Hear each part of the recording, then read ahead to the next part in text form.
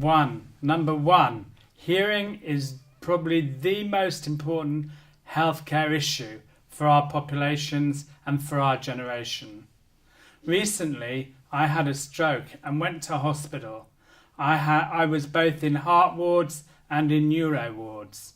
Alongside me were men of similar age. A lot of them had hearing problems. Many of them had their hearing aids at home, or they were waiting for their ear molds to be made, or the majority of them actually had not had any hearing health care.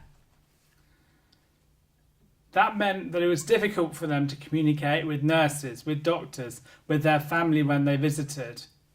And sometimes it was quite funny to see the misunderstandings.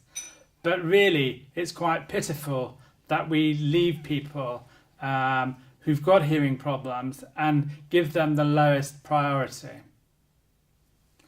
In my work, I've been very lucky to show that our populations, our generation, live 10 years longer than the generation before. Those 10 years need to be filled with vitality, energy and power, with communication that makes a difference to our lives. So many people do not get the hearing care that they need to enable the last 10 years of their life to be full of meaning from morning to night. What I've shown is that for England, hearing is the number one disability in terms of its impact.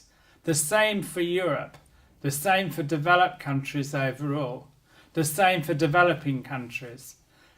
And you won't be amazed to know that if we look at the world as a whole on the earth, it's also the number one disability.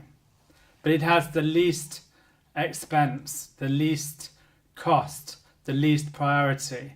We need to make that change.